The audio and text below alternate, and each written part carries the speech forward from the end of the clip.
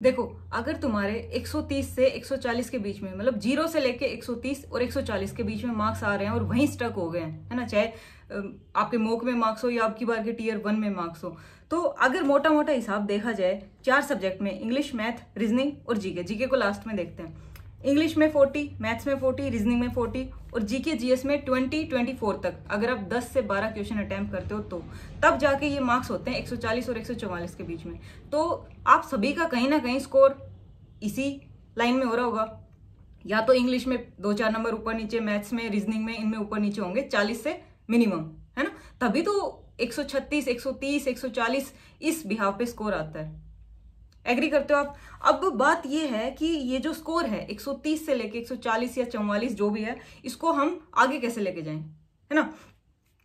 हमारी स्ट्रेटेजी क्या रहेगी? तीनों सब्जेक्ट, इंग्लिश, मैथ और रीजनिंग, जीएस को लास्ट में देखेंगे, इन सभी में कोशिश रहेगी कि मैक्सिमम अटेम्प्ट हम करें, है ना, कि हम मैक्सिमम ले पाए, 40+ ले पाए, और 40+ में भी 50 तक टारगेट माइंड में ये होना चाहिए कि मुझे 100% स्कोर करना है।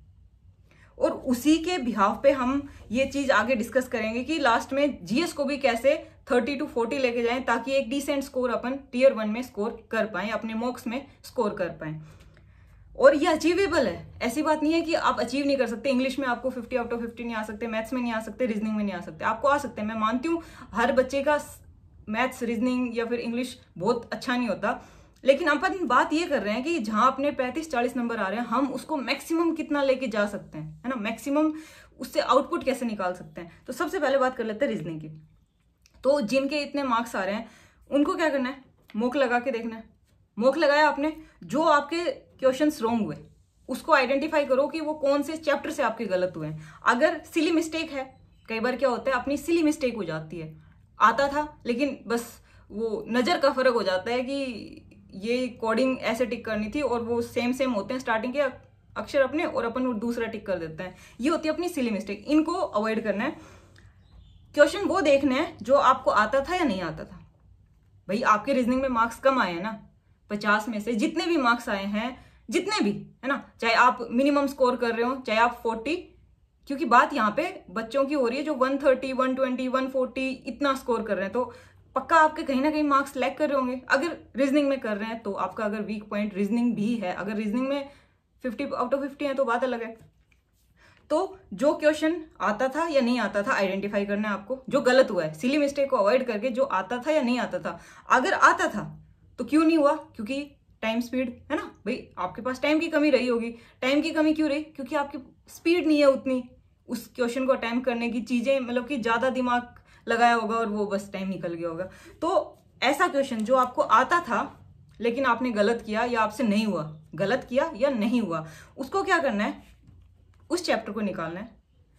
300, कम से कम 300 क्वेश्चन उसके लगाने हैं। अगर चैप्टर इजी है, जैसे कि जो इजी चैप्टर्स होते हैं, मिरर इमेज और ये सब नहीं, ये प्रैक्टिस के नहीं होते, ये तो बस मॉक में प्रैक्टिस हो जाते हैं। और इजी चैप्टर्स अपने होते हैं, उनसे क्या होता है, जैसे ब्लड रिलेशन हो गया, हो सकता है कि आप अच्छे से आपने कभी नहीं पढ़ा हो, बस एम ही रिश्ते बनाने आ गए हो आपको, और उस हिसाब से आप करो। तो आप एक बार प्रॉपर यूट्यूब पे कोई डालो वीडियो, और उसके लिए मैं बताती हूँ। सबसे पहले तो ये है कि जो चैप्टर आपका गलत हुआ उससे कम से कम आप 300 क्वेश्चन प्रैक्टिस करेंगे, और अगर इजी है तो आप 150 कम से कम लगाएंगे। Got it? और अगर आपको चैप्टर ही नहीं आता तो क्या, पीयूष वार्ष्णेय सर प्लेलिस्ट करके आप यूट्यूब पे डालोगे, वरना मैं डिस्क्रिप्शन में लिंक दे दूंगी। 100 वीडियोस की प्लेलिस्ट है। जो चैप्टर आपको नहीं आता ना, भले ही आपके रीजनिंग में बिल्कुल नहीं आते, आप बिगनर हो, तो भी आप वो 100 प्लेलिस्ट वाली वीडियो देखोगे। रीजनिंग का कोई कोर्स लेने की जरूरत नहीं है, कहीं से और करने की जरूरत नहीं है।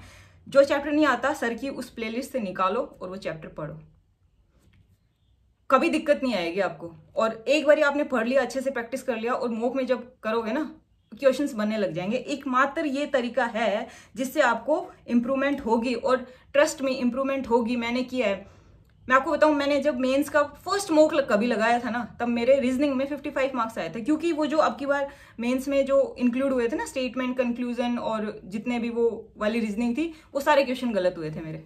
मैंने सोचा कि शायद मेरी मेंटेलिटी खराब है, इसलिए मेरे सारे क्वेश्चन गलत हुए हैं।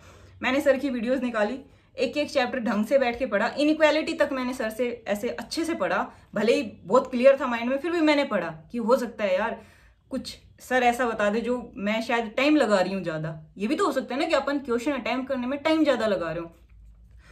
मैंने जब फर्स्ट दिया था ना मॉक मेंस का, मेरे 55 नंबर आए थे। To be very honest 55 number आए थे। मैंने सर से पढ़ा, प्रैक्टिस करी, मतलब जो चैप्टर मेरा गलत हुआ ना वही उठाया, पढ़ा। अगली बार मेरे 60 नंबर आए, मैंने फिर प्रैक्टिस करी, फिर मेरे कांस्टेंट हो गए 65 और 66 पे।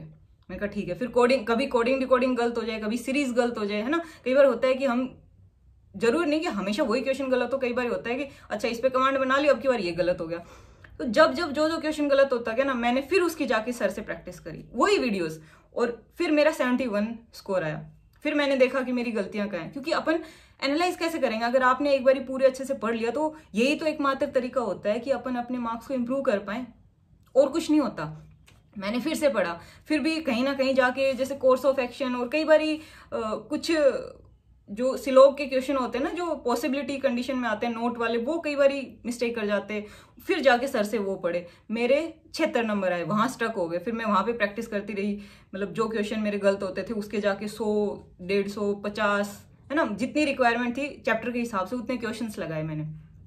फाइनली मेरे 81 मार्क्स आए। मैं उस दिन बड़ी खुश थी कि हाँ यार मेरी इंप्रूवमेंट होगी। लेकिन फिर भी मुझे ये था कि यार अभी भी तो नंबर कटे हैं, अब देखूं अब ये कहां से कट रहे हैं। पर वहां कांस्टेंट हुए मार्क्स, ऐसी बात नहीं है कि फ्लक्चुएट कर रहे थे कि किसी दिन फिर 50 आ गए वापस से, नहीं, ऐसा नहीं हुआ, क्योंकि प्रैक्टिस इतने अच्छे से की कि वापस डाउन ना जाए मार्क्स। उसके बाद जो जो और गलतियां थी मैंने उन पे फिर काम किया। एक दिन फिर 86 मार्क्स आए मेरे को, तब मेरे को सेटिस्फेक्शन हो गया। हाँ, लेकिन कई बार क्या हो जाता है, सिली मिस्टेक्स हो जाती है, लेकिन तब मैंने जाके दम लिया जब 80+ मार्क्स आने लगे।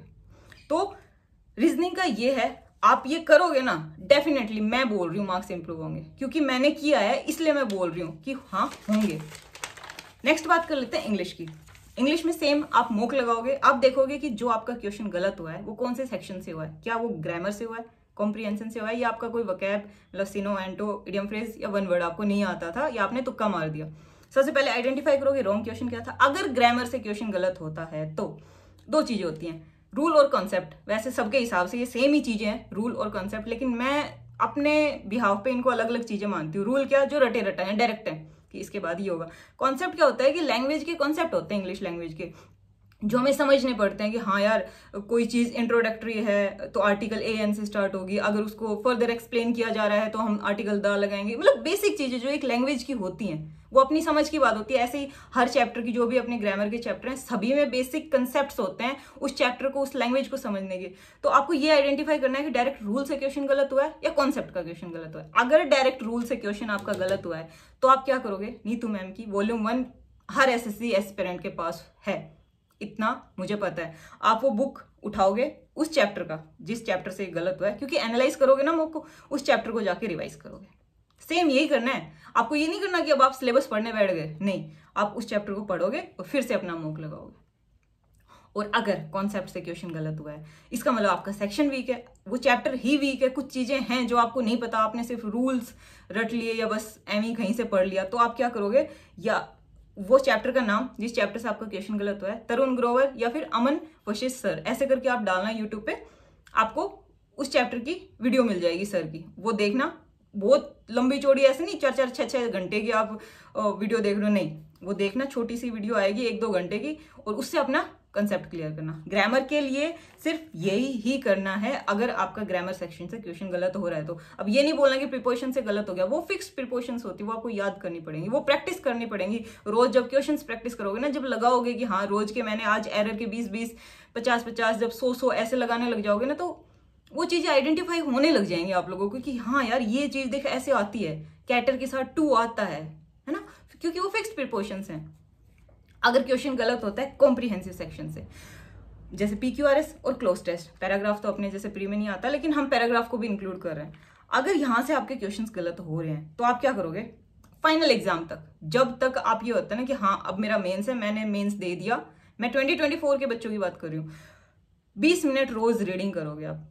ये आपकी कॉल है, आप कुछ भी रिवाइज कर सकते हो, आप नोवेल, एनसीईआरटी वगैरह वगैरह कुछ भी कर सकते हो। लेकिन अगर मुझसे पूछो कि मैं आपको रिकमेंड क्या करूंगी, अगर आपको क्लोज टेस्ट का आइडिया लेना है तो आप जितने भी अपने प्रीवियस ईयर हुए हुए हैं उन क्लोज टेस्ट को प्रैक्टिस करो। उससे क्या होगा कि एक फिक्स्ड होता है कि ग्रामर है ना कॉम्पिटिटिव, क्योंकि इतना बड़ी लैंग्वेज है, आप कहाँ कहाँ तक पढ़ोगे। उससे क्या है कि चीजें सिमट के आ जाती है कि हाँ हमें इतना पढ़ना है ना। एक होता है ना समुद्र खुला है, आप कितना भी पढ़ लो, नहीं, उसको थोड़ा सा कंसाइज करो। तो जो अपने पुराने क्लोज टेस्ट हैं उन सभी को करो। अब ऐसा तो है नहीं ना कि नया क्वेश्चन बैंक बनेगा तो क्वेश्चन ही नए बन जाएंगे, भाई चीजें तो रूल्स कंसेप्ट वो तो वही रहेंगे ना, थोड़ा घुमा के। वो वाली बात है कि अब क्या होता था कि सीधा उठा के दे दिए जा रहे थे क्लोज टेस्ट में, वरना ऐसा तो नहीं होता था, वो तो बाकी सब्जेक्ट्स में हो रहा था। बट फिर भी आप वो क्लोज टेस्ट प्रैक्टिस करोगे प्रीवियस ईयर के, ताकि आपको आइडिया लगे कि हाँ अगर प्रीपोजिशन आती है तो कैसे आती है, अगर इसमें वर्ब का क्लोज टेस्ट आ रहा है तो किस तरीके से अपन। और अंडरस्टैंडिंग तो आप जो डेली रीडिंग करोगे 20 मिनट, उससे हो ही जाएगी।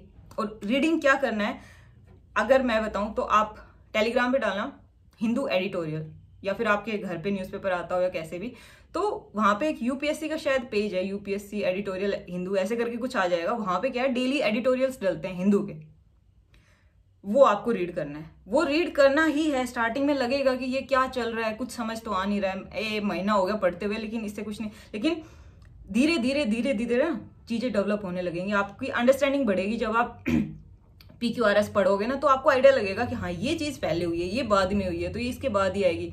मानती हूँ कई अपने PQRS जो जम्बल्ड हैं वो ऐसे आते हैं कि हमें नहीं समझ पड़ता कि क्या आगे हो रहा है क्या पीछे हो रहा है। उसमें जैसे प्रोनाउन देख लिया है ना, इंट्रोडक्टरी देख लिया, वो हम थोड़ा बहुत आइडिया लगा सकते हैं, वरना प्योर अंडरस्टैंडिंग का ही काम होता है आपका। जितनी अच्छी अंडरस्टैंडिंग होगी उतने अच्छे से आप उसको समझ पाओगे।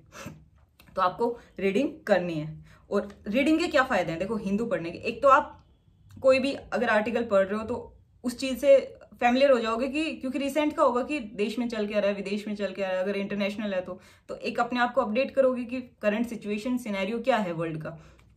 और दूसरा आपको रिसेंट टॉपिक्स के बारे में पता चल जाएगा कि भाई क्या चल रहा है, और रीडिंग आपकी हो ही जाएगी। तो ये इस चीज से फायदा होगा। अब बात करते हैं वोकैब की। अगर आपके इडियम फ्रेज वन वर्ड अगर गलत हो रहे हैं तो क्या करो, जो आपके पास बुक है वो तो पढ़नी ही पढ़नी है, उसको रोज रिवाइज करना है। आपकी कैपेसिटी आप 50 करो, 50 इडियम 50 वन वर्ड, तो आपकी मर्जी है, वरना टाइम के साथ धीरे धीरे 50 से कभी 60 70 फिर 100 है ना, क्योंकि फिर इतना रिवाइज करोगे ना, खत्म हो 1400 है 2000 है, खत्म हो वापस रिवाइज, खत्म हो वापस रिवाइज, यही करना है। ये नहीं करना कि ये चीजें हो गई अब मैं क्या करूं, अब मैं बैंक वाले ढूंढता हूं, नहीं। हाँ, इससे अच्छा आप क्या कर सकते हो, जो रिसेंट एग्जाम्स में आए, क्योंकि रिसेंट एग्जाम्स में अगर किसी भी एग्जाम में 5 या 6 मतलब सारे अगर सेट मिलाएं तो अगर 40 हैं तो कम से कम आपको 10 नई इडियम फ्रेज या वन वर्ड मिल जाएंगे आराम से, है ना। तो वो करनी है, वो आपको मिल जाएंगे। जैसे टेलीग्राम पे हर कोई डाल देता है आजकल तो कि MTS में भाई इकट्ठा कंपाइलेशन की इंग्लिश में ये आए थे। तो इडियम फ्रेज और वन वर्ड में वो करना है आपको कि रिसेंट जो है उनको अपने आप को अपडेट रखना है। 2024 जब आपका मेंस होता है ना, तब तक आपको जो भी SSC का एग्जाम होता है वो सारा कंटेंट अपने आप को अपडेट रखना है वोकैब के मामले में। एंटोसिनो की बात करें तो एंटोसिनो रोज करना है। वही बात, जब तक फाइनल एग्जाम नहीं हो जाता आपको रोज आपको 50 से 100 एंटोसिनो करने। अगर आपको याद नहीं हो रहा ना कोई बात नहीं, आप ये टारगेट बना लो कि मुझे 50 एंटोसिनो, या फिर मतलब एक साइड से पकड़ लो कि आज मुझे 50 देखने, जस्ट उनको देखो। फर्स्ट टाइम में हो सकता है कुछ चीजें याद नहीं होंगी जो बिल्कुल ही वीक होंगे, लेकिन आप तो एटलीस्ट एक डिसेंट मतलब नॉर्मल से थोड़ा अच्छा स्कोर कर रहे हो ना, 130 140 के पास, इसका मतलब आपको चीजें आती हैं। तो बस वो चीजें रिवाइज करनी है जो बार बार आपकी गलत हो रही हैं। और अगर किसी के पास, जैसे हम क्या करते हैं प्रीवियस ईयर ये सब करते हैं, तो या तो आप ब्लैक बुक से कर सकते हो, या फिर नियोन की जो रूट वर्ड की ये जो बुक आती है ना, यहाँ से कर सकते हो। बहुत अच्छी बुक है, रूट वर्ड से चीजें दे रखी है, इजी, बिल्कुल इजी लैंग्वेज में आपको एक्सप्लेन कर रखा है सारी चीजें, एग्जाम्पल, फिगर्स और एंटोसिनो जो एग्जाम में आए हुए हैं। ये नहीं कि कुछ भी उठा के डाल दिया, गूगल से उठा के डाल दिया, नहीं। जो एग्जाम में आए हुए हैं वो एंटोसिनो। अब बात कर लेते हैं मैथ्स की। मैथ्स में देखो, पहली बात आपका कंप्लीट होना चाहिए सिलेबस। एकमात्र सब्जेक्ट, बाकी सब्जेक्ट्स भी चाहते हैं कि सिलेबस कंप्लीट हो, लेकिन इसकी तो बेसिक नीड है कि आपको प्रॉपर, आपने किसी अच्छे टीचर से मैथ से पढ़ा हुआ है, आपने मैथ पढ़ा हुआ है, आपको एक एक कॉन्सेप्ट आता है, शॉर्ट ट्रिक, नए क्वेश्चन, पुराने क्वेश्चन, आजकल इजी पैटर्न आ रहा था, पहले हार्ड आता था, अब कैसा आएगा, वो सब छोड़ दो, क्वेश्चन बैंक चेंज हो गया, ये सब चीजें दिमाग में नहीं लानी। आपको सिर्फ इस चीज पे फोकस करना है, क्या आपका मैथ्स का सिलेबस कंप्लीट है या नहीं है। अगर कोई भी, जिस भी टीचर से आपने मैथ्स तो पढ़ा ही होगा ना, जिस भी टीचर से पढ़ा है, अगर ठीक है आपने यूट्यूब से पढ़ा है तो उसी टीचर की यूट्यूब पे भी पक्का हर सब्जेक्ट, हर टॉपिक की क्लास आपको मिल जाएगी। तो आपको अपना मैथ्स का सिलेबस कंप्लीट करना है। ध्यान रहे कि कुछ भी छूटे ना, क्योंकि जब आप मॉक लगाओ ना, आपको ये नहीं कि यार ये टाइप तो मेरा पढ़ा हुआ ही नहीं है, क्वेश्चन कैसे बनाऊं मैं। सबसे पहले आपको सारे क्वेश्चंस आने चाहिए। बेसिक रिक्वायरमेंट क्या है, क्वेश्चंस आने चाहिए। जब सारे क्वेश्चंस आपसे बनने लग जाएं तो आपके पास क्या हो कि स्पीड। अब स्पीड कैसे आएगी, कैलकुलेशन कैसे इंप्रूव होगी, आपको क्यूब्स याद होने चाहिए। एटलीस्ट 25 तक क्यूब तो आपको ऐसे टिप्स पे होने चाहिए।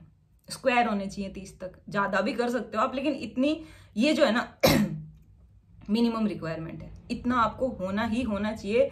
और 25 के बाद जो 30 के बाद जो स्क्वायर है दो डिजिट वाले, वो आपको निकालना आना चाहिए कि भाई कैसे निकालते हैं। जैसे कि 36 अपन ने लिख दिया है ना, इसका स्क्वायर कर दिया तो पहले इसका स्क्वायर करेंगे। मतलब जो एक तरीका होता है वो आपको आना चाहिए कि हर 2 डिजिट का जो स्क्वायर निकालते हैं, क्योंकि बहुत सारी जरूरत पड़ जाती है अपने को उसके दौरान, कैलकुलेशन के दौरान।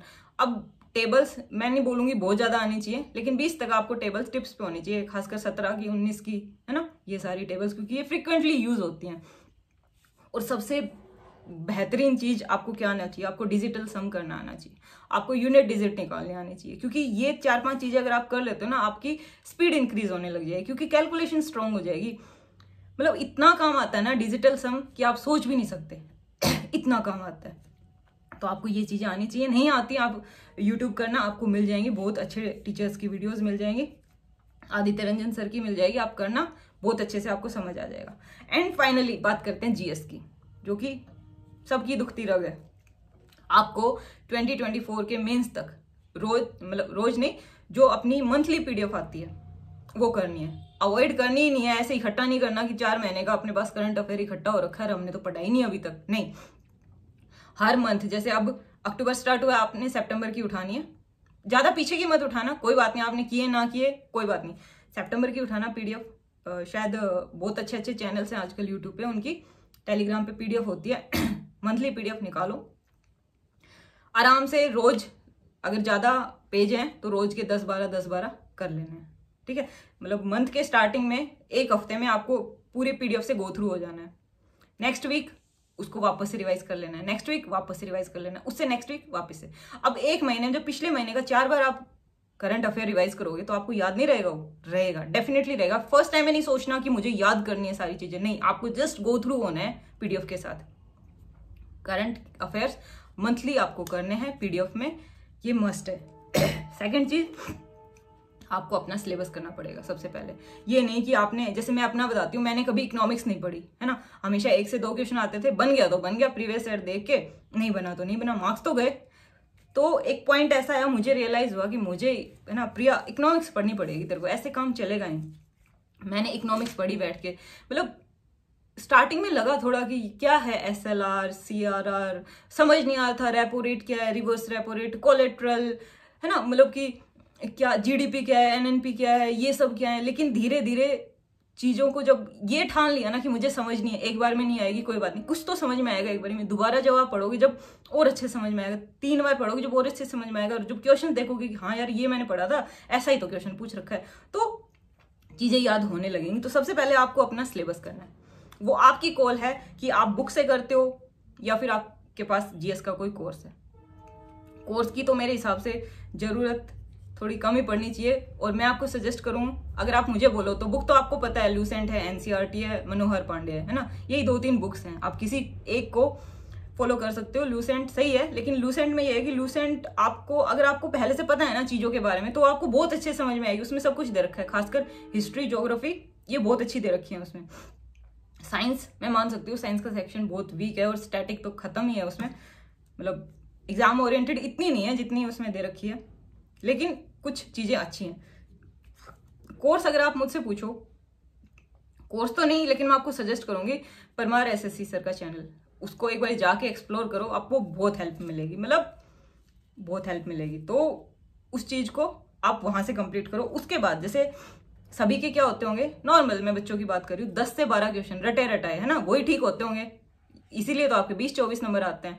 तो प्रैक्टिस करनी है क्वेश्चन, जैसे आप सोच रहे होंगे ना क्वेश्चन बैंक चेंज होगा, लेकिन एक चीज बताओ, क्या क्वेश्चंस भी चेंज हो जाएंगे, क्या फैक्ट्स भी चेंज हो जाएंगे, क्या ये भी चेंज हो जाएगा कि बृहदेश्वर जो टेम्पल है तंजावुर में, वो चोला किंग्स ने बनवाया था? है ना। बृहदेश्वर टेम्पल जो गंगाई कोंडम में है वो किसने बनवाया था। तो ये फैक्ट्स तो चेंज नहीं होंगे ना, हो सकता है लैंग्वेज घुमा के आए। अभी तक क्या हो रहा था कि सीधे क्वेश्चन उठा के दिए जा रहे थे कि ये आया हुआ है कि सबसे पहले मानसून कहाँ आती है, वही ऑप्शन वही क्वेश्चन सीधे दे दिए। लेकिन अब क्या होगा, थोड़ा तरीका अलग होगा पूछने का, चीजें वही होंगी, हिस्ट्री चेंज नहीं होगी, ज्योग्राफी चेंज नहीं होगी, कुछ भी चेंज नहीं होगा, लेकिन क्वेश्चन पूछने का तरीका चेंज होगा, ताकि अपना थोड़ा दिमाग खर्च हो आपका, उसमें आपको दिमाग लगाना पड़े कि यार क्या पूछा है ना। ऐसे नहीं कि आपको देखते ही पता होगी ये तो मैंने पढ़ा था ऐसे। तो आपको क्या करना है, लास्ट 10 साल के मिनिमम, मैक्सिमम आप मान सकते हो, और मिनिमम 5 साल के आपको सीजीएल और एटलीस्ट सीएचएसएल के क्वेश्चंस प्रैक्टिस करने हैं, सारे के सारे। आपको चाहे कितना ही दिमाग में कंफ्यूजन हो, क्वेश्चन बैंक चेंज होगा, कितना ही ना हो, मुझे उससे मतलब नहीं है, आपको ये करना है। ये मैं आपको सजेस्ट नहीं कर रही, ये मैं आपको कह रही हूं कि आपको करना है, क्योंकि आप देखोगे उसमें इतनी सारी, जब आप सिलेबस पढ़ के क्वेश्चंस प्रैक्टिस करते हो ना, तब आपको समझ में आता है। आपको नहीं तो समझ में नहीं आएगा। थंजावुर वाला टेम्पल राजा ने बनवाया था, राजेंद्र चोला ने बनवाया था, है ना। वो प्रैक्टिस करोगे ना, और जब गलत होंगे या फिर सही होंगे तब जाके क्लियरिटी आएगी माइंड में कि हाँ ये क्वेश्चंस ऐसे हुए थे, ये ऐसा हुआ था। साइंस के भी बहुत अच्छे अच्छे क्वेश्चन है। आप क्वेश्चन बैंक, मेरे कहने का मतलब ये है कि कम से कम जीएस के ना आपको मैक्सिमम क्वेश्चन सोल्व करने हैं, मैक्सिमम 2000, 3000, 5000, आप जितना क्वेश्चन बैंक सोल्व कर सकते हो ना जीएस का उतना सोल्व करो, क्योंकि वहीं से आपको क्लियरिटी मिलेगी, वहीं से एक आइडिया मिलेगा कि ऐसे तो एनसीईआरटीज भरी पड़ी है 12th तक की, आप कितना पढ़ोगे, है ना। एक स्टैंडर्ड होता है ना कि यहाँ तक की जीएस आएगी। आप एनसीईआरटी भी कर सकते हो, वो तो बेस्ट सोर्स है ना। उससे बाहर तो वैसे कुछ नहीं, पेपर में उससे बाहर वैसे ही क्वेश्चंस नहीं आते हैं, यहाँ तक कि अपना आईएएस नहीं लेता उससे बाहर। तो ये आपकी कॉल है, और ये आप अपने आप को एनालाइज करो, और अगले कुछ टाइम अगर इसको आप अप्लाई करोगे ना, मैं कह रही हूँ डेफिनेटली हेल्प मिलेगी। क्योंकि मेरी हुई है, जब मैं आपके उसमें थी ना कि जब मेरे 136, कभी 132, कभी 128, फिर कभी 140 आ गए, खुश हो गए कि हाँ यार आज तो मेरे 140 नंबर आ गए। फिर ये साइकिल है ना टूटी नहीं, बहुत महीनों तक नहीं टूटी, इसी में अटकी रही। लेकिन एक खुद से जिद होती है ना कि यार ऐसे कैसे नहीं आ रहे। वो भी तो टॉपर्स हैं जिनके 170, 84 ना, वो भी तो हैं जो लिस्ट 1 क्लियर करते हैं। फिर अपने आप को देखा कि ठीक है रीजनिंग में कम है, वहां प्रैक्टिस करी, मैथ्स में कम है, वहां प्रैक्टिस करी। हम मानते हैं कि सिली मिस्टेक हो जाती है, एग्जाम वो एक अलग चीज है, लेकिन अपने आप को तो 100% लेके चलना पड़ेगा ना। आप ये नहीं सोच सकते ये सेक्शन मेरा वीक है मैं इसको छोड़ दूं। मैं तो जीएस को भी नहीं छोड़ रही कि जीएस में तो आप बस इतना ही कर लो, लेकिन हम मानते हैं कि जीएस में कई बार कुछ ऐसे क्वेश्चन आ जाते हैं, कुछ ऐसा फैक्ट पूछ लिया जाता है जो हवा ही नहीं लगती जिसको देख के कि ये क्या है। कोई ऐसी मतलब कि सन पूछ ली कि इस मतलब ईयर में कब कौन सा नोबेल प्राइज, या फिर कुछ भी नहीं हवा लगती, वो आपको नहीं, वो किसी को हवा नहीं लगेगी। तो उसमें एक 100% नहीं मार सकते अपन, लेकिन मैक्सिमम आउटपुट तो रख सकते हैं ना कि हाँ भाई जीएस ऐसी करनी है कि मैक्सिमम आउटपुट आए अपना। तो ये सारी आपकी चीजें रहेंगी। और जो बच्चे मुझसे पूछ रहे थे ना कि दी हमें स्टडी रूटीन दे दो, स्टडी रूटीन, तो थोड़ा बिजी स्केड्यूल है, लेकिन फिर भी मैं अगले मंडे से, है ना, अगले मंडे से शायद आपको 8 बजे के लगभग हर मंडे आपको वीडियो मिल जाएगी उन बच्चों के लिए जो मुझसे बोल रहे हैं कि हमें स्टडी रूटीन चाहिए। सभी के लिए नहीं है ये, आपको कोई जबरदस्ती नहीं है, आप फॉलो करो। और वो भी जबरदस्ती नहीं है कि आप फॉलो करो, आप सिर्फ उससे आइडिया ले सकते हो कि ठीक है इस वीक का मैं अपना कैसे प्लान करूं। होता है ना कि जब आपके पास एक प्लान दिखे कि ठीक है ऐसे ऐसे करना है, लेकिन मैं इसमें अपना कैसे बना सकता हूं उसके अकॉर्डिंग। तो नेक्स्ट मंडे से आपको वीकली रूटीन्स मिल जाएंगे, और प्री तक ये मेरी आपसे मतलब वादा है। तो आप लोग अच्छे से ऐसे पढ़ते रहिए। जय हिंद।